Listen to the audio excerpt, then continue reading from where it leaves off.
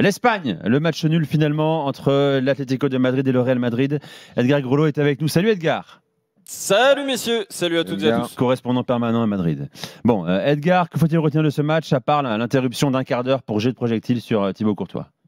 Oui, malheureusement, ce qu'on va retenir de ce match, c'est pas du football. C'est bien triste parce que c'était un derby qu'on attendait tous. Ce qu'on va retenir, c'est la polémique autour de Vinicius avant le match avec cet appel à la haine fait par quelques supporters.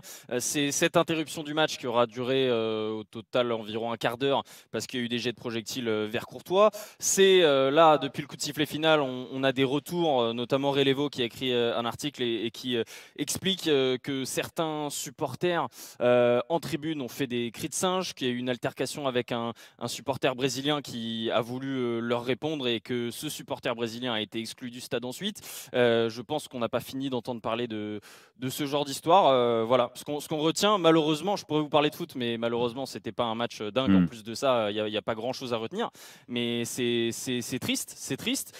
Comme quoi, on n'est pas les seuls aussi en France à avoir des matchs interrompus, des choses comme ça. Et quand on sait tous les éléments qu'il y avait et quand on voit en plus l'ambiance qu'il y avait au coup d'envoi avec un superbe tifo à travers le stade, et finalement, t'as pas envie de parler de foot à la fin du match. T'as raison, t'as résumé. Appel à la haine, appel au racisme contre Vinicius avant le match. Derrière Mbappé qui voulait venir. C'était un appel à faire quoi? Parce que j'ai entendu les visages masqués et tout, mais c'est un appel à faire quoi au fond?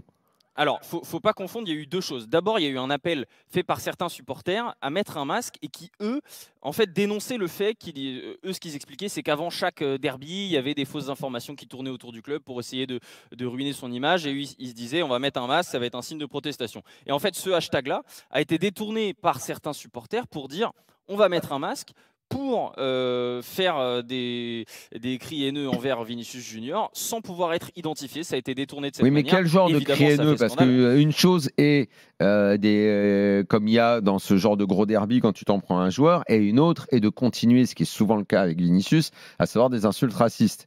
Alors, ça. Il n'y a pas eu aujourd'hui au stade des milliers de supporters qui sont arrivés avec des masques. Hein. Finalement, Oui, alors, ça il y a eu, évidemment, il y a des on a vu quelques-uns, comme dans tous les stades. Mais et malheureusement, il y a eu aussi des cas de racisme visiblement, même si on n'en sait pas beaucoup pour l'instant. Voilà, mais c'est déplorable et évidemment, ça va écorcher en plus l'image du club malheureusement. Et évidemment, c'est inacceptable par rapport à Vinicius et c'est pas la première fois qu'il subit ce genre de choses et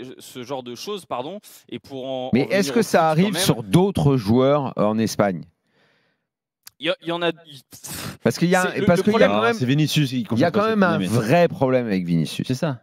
Il y a un vrai problème que les mecs soient assez cons pour se dire c'est sur lui qu'on va faire. Enfin, je sais pas, il y a quelque chose qu'à mon avis on présente de façon un peu trop simpliste autour de ce joueur qui, il faut le dire aussi, et ça n'excuse rien, mais toute insulte raciste, tu prends le mec, il est interdit de stade à vie, je l'ai toujours dit, je le redis. Mais ce gars-là suscite est un provocateur insupportable dans ses insultes aux joueurs, aux arbitres, il le fait tout le temps. Ce soir, il a encore insulté les arbitres, il insulte les joueurs. C'est vraiment un type qui mériterait d'être sanctionné quasiment à chaque match.